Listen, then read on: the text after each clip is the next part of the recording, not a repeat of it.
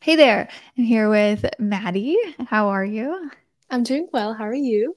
Good, good. So I was just, as we got on here, so I have Artist Academy members given suggestions for who to interview and all the Mhm. things. And I was very surprised to see that you are 17. And so, because we usually do like seasoned artists who have like a lot of Mhm. advice, but I'm open to hearing what you have done so far and where you're at right now and what advice you can give even at a young age.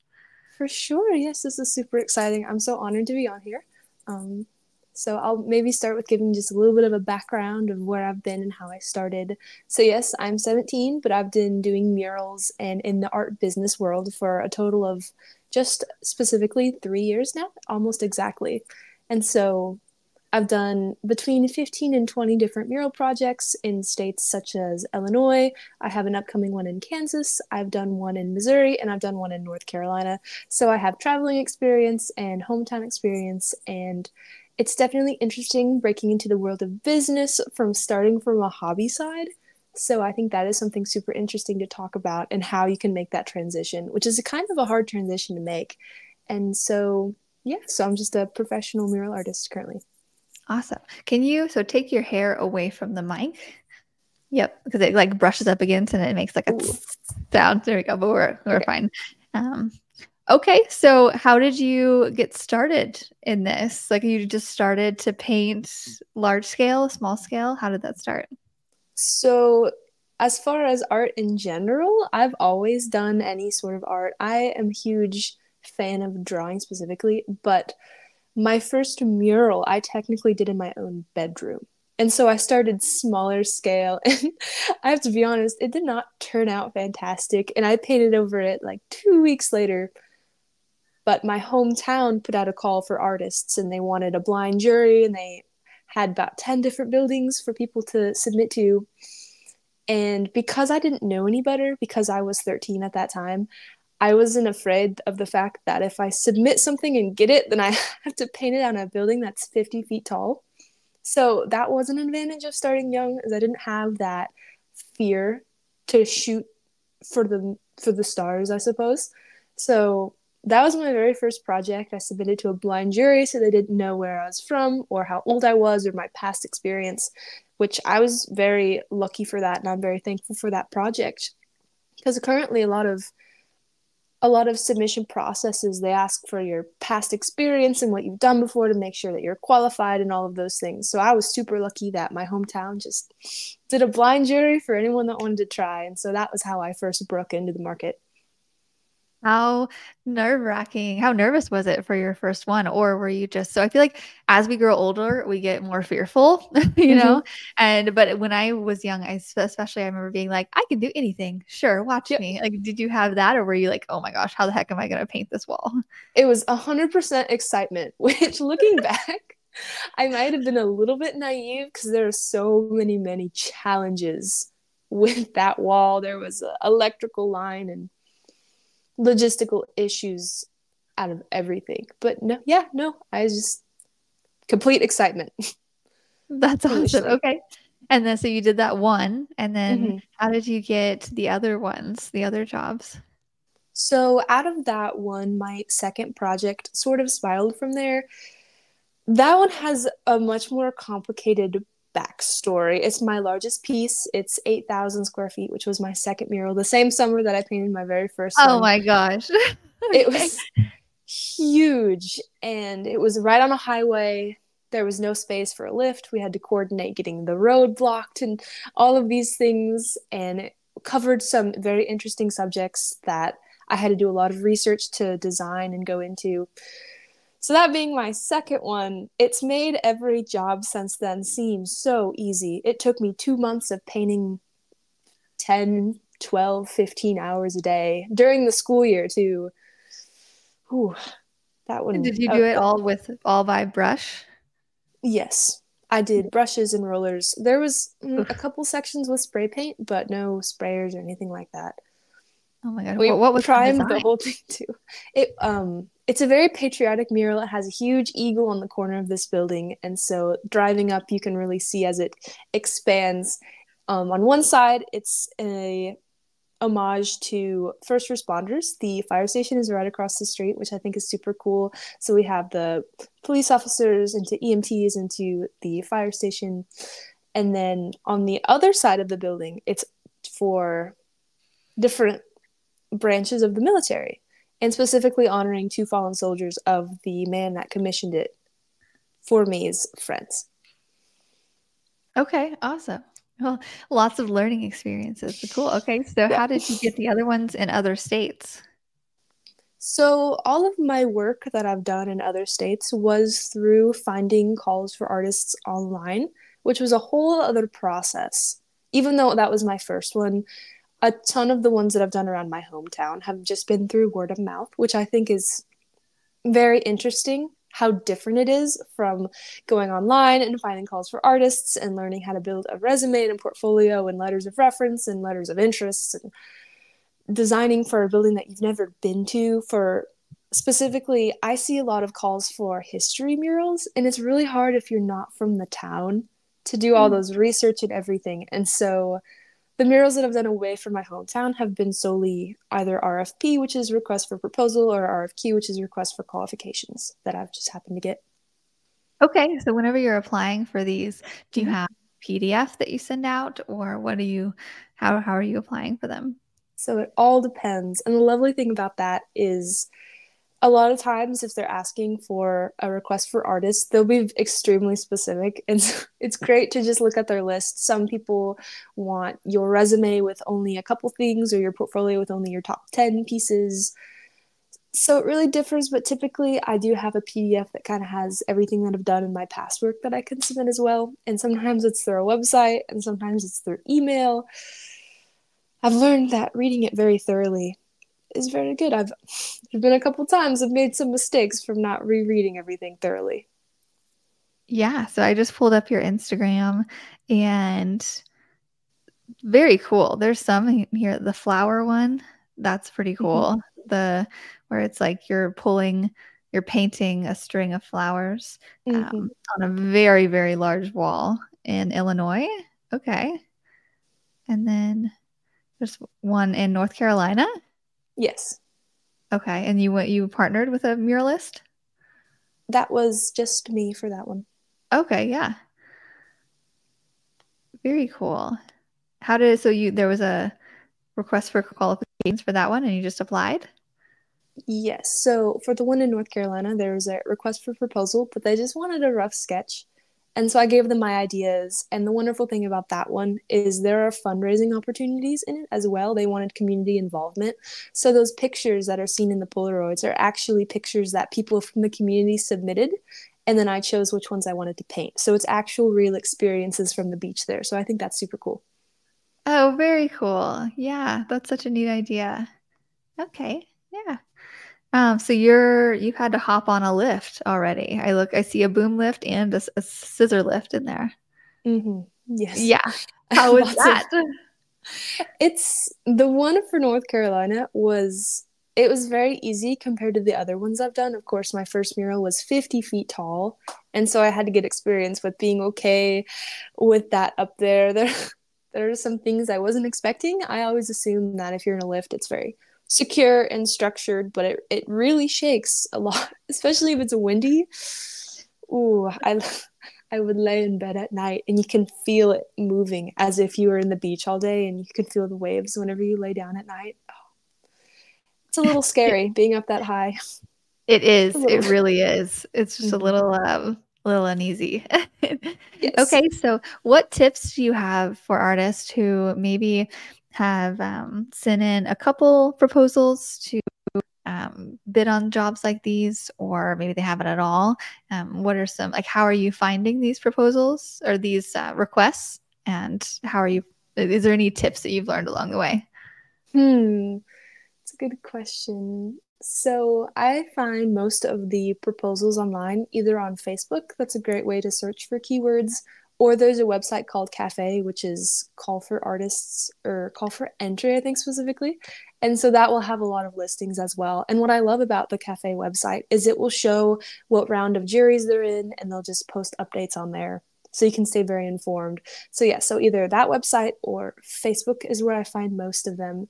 And some advice for people that have submitted just a couple or want to submit some, I would say the more that you submit for, the better, because art is so subjective. So if you submit one and you may have the best art out of everyone that's submitted and you may not be chosen. So the challenge for artists is we have to find those people that like our art specifically and their ideals align with ours. And the bigger net that you cast, the more chances that you'll have to succeed. And so if you can, I would say submit for as many as you can, possibly, as you have time for. Personally, I get probably about one job in every 30 that I submit. Oh, wow. Okay. Mm-hmm.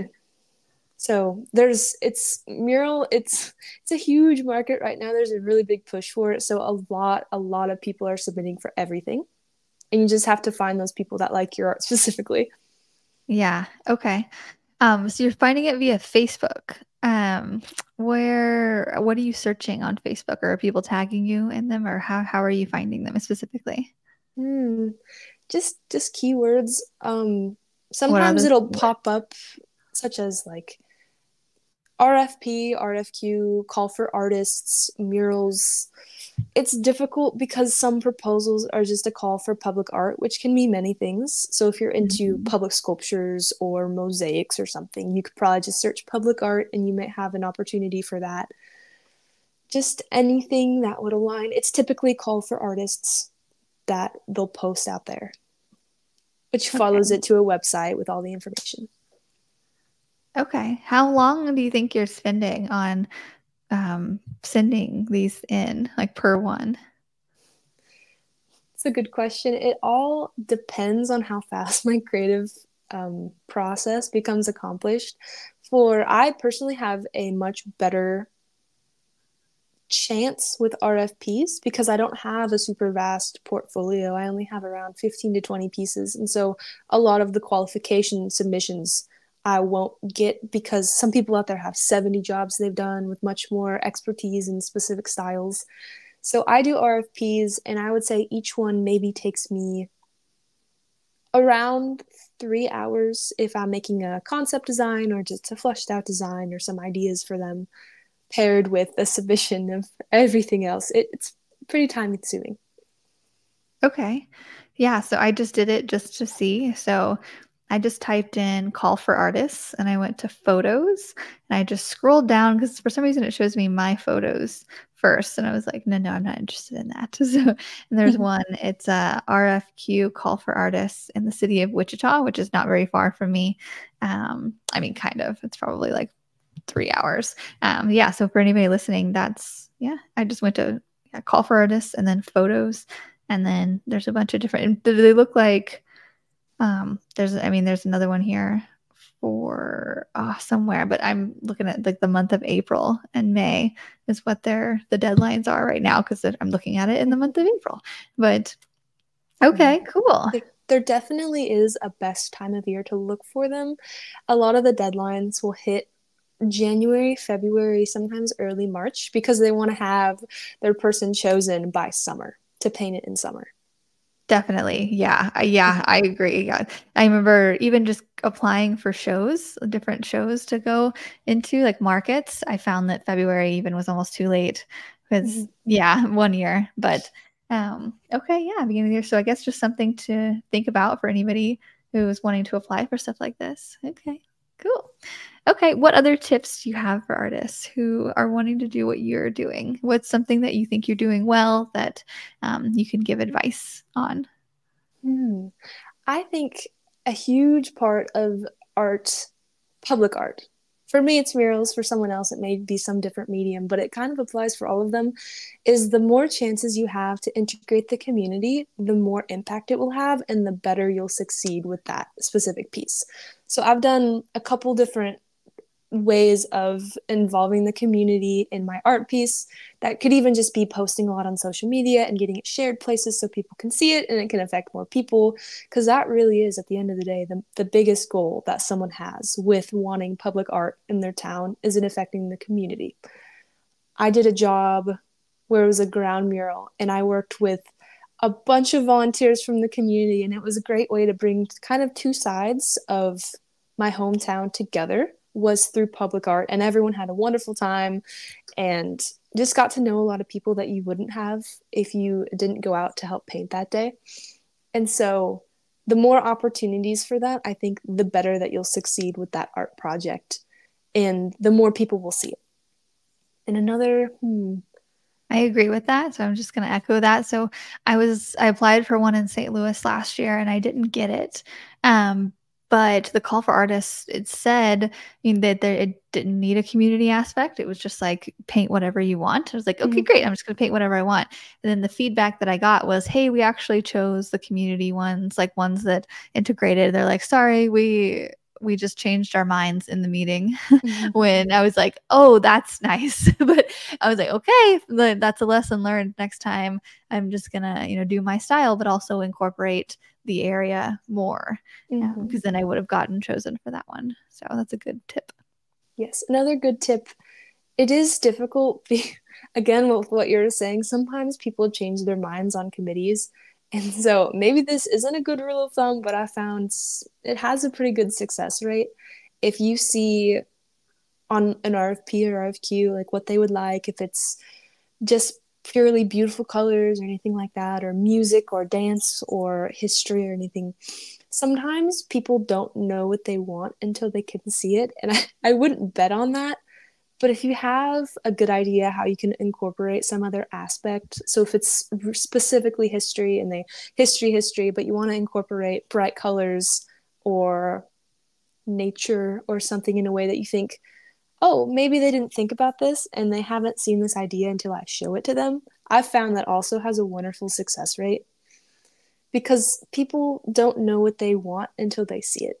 And so I think that's important to understand that sometimes the people reviewing the art that you send aren't as good as visualizing as they can be, but sometimes it's harder to visualize something unless you are an artist or you're in this career, you're doing this kind of every day. And so I think that's good to show people their options sometimes. Again, maybe not every proposal that you send out, but if you have a really good idea, I think it is good to go ahead and show it, even if it doesn't 100% align with what they asked for.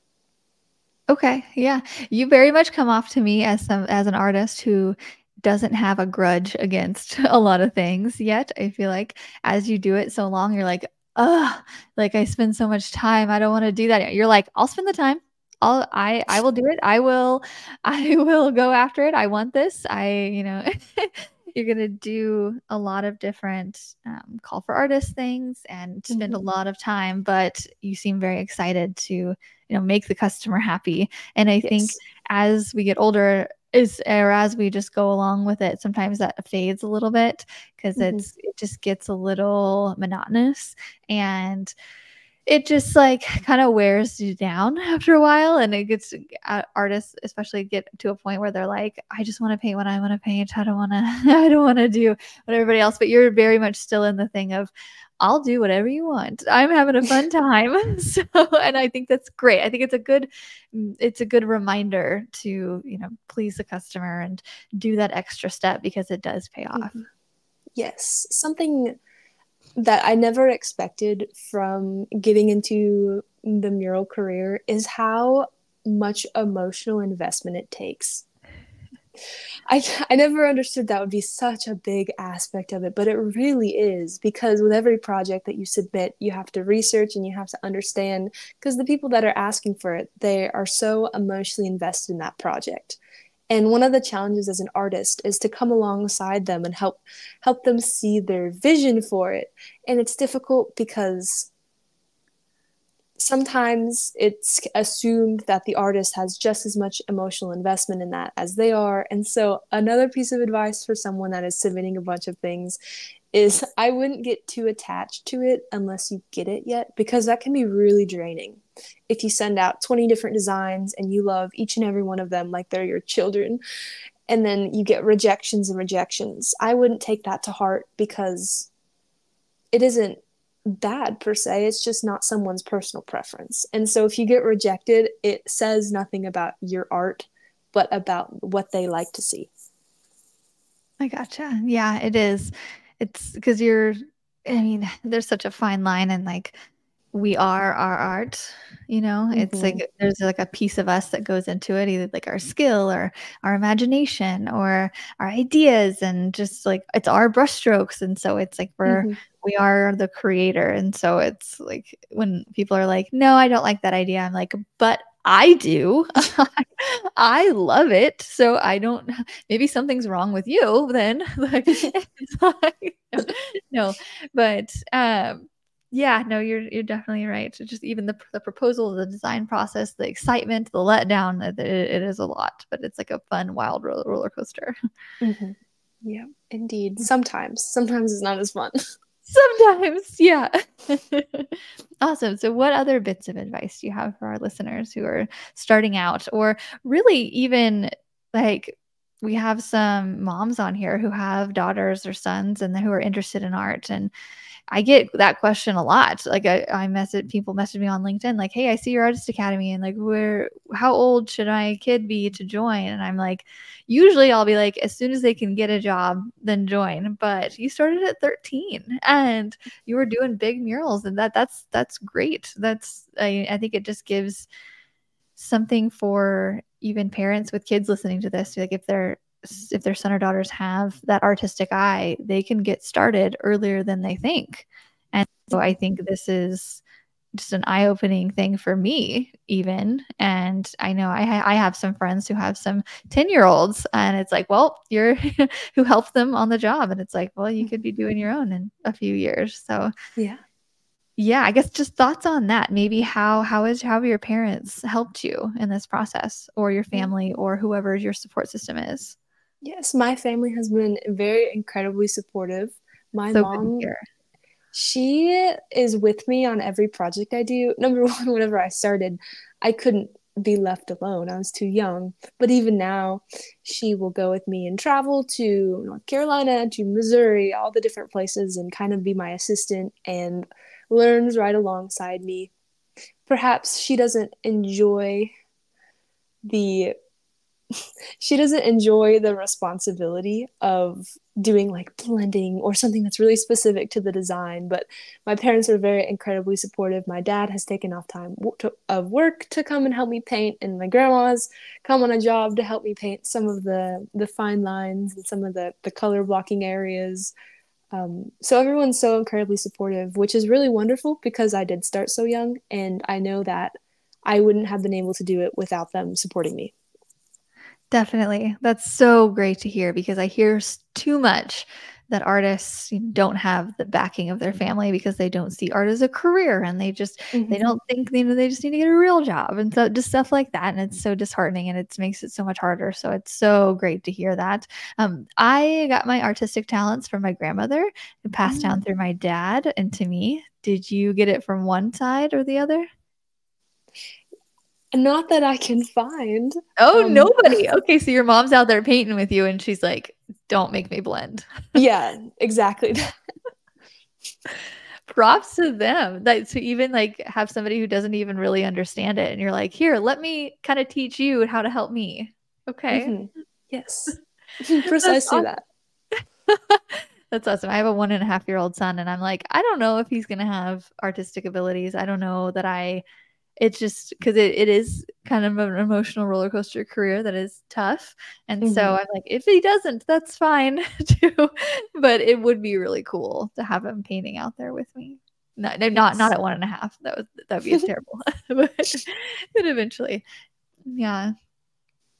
Okay. So what other kind of tips do you have for it? Or maybe just the last one that you could give people, maybe just from your perspective, and something that might help people who at any starting stage want to paint murals in other states or even their So, local area. something that I didn't learn until maybe a whole year into painting murals is there's kind of two things that go into this. Number one, it's so easy to get burnt out. And maybe that's because I was young and I didn't quite expect the workload that it was. But I think taking some rest time is really important. I don't paint jobs in the winter, number one, because it's cold outside, but I don't even really paint indoor jobs. I kind of have an off season so I can rest and recover mentally to paint all summer long. And then another thing that goes into that, I think making a very clear delineation for yourself between hobby art and career art, because whenever that line starts to blend and the stress of art as a job leaks into the stress of art as a hobby, because for me it was always a hobby, it was a way to escape, a way to express myself. Whenever I started doing it as a job, it was a way to express other people. And so I have to make a very clear line about which is which, because I don't want the stress of it as a job to leak into my own personal expression. So I think that's important to understand going into it, that you're not going to be, not every job you paint is going to be for yourself and everything that goes along with that. I don't know if that makes any sense, but having a very clear line for yourself so that you can keep them separate.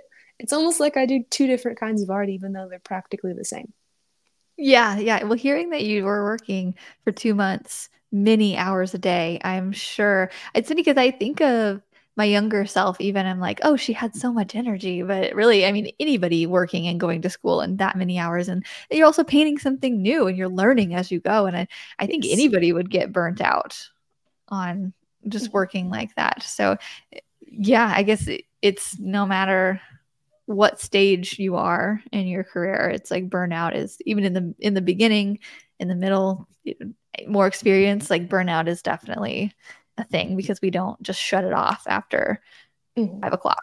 It's just we have the opportunity to paint and we can do it on the weekends and we can it's a never ending thing. But yeah, you're right. It's a lot, but it I would say it's worth it. Are you having a lot of fun with it? I think so. Something that I love doing is whenever I first started, I always expected that you had to know how to blend and how to do spray paint and how to do everything before you can even start.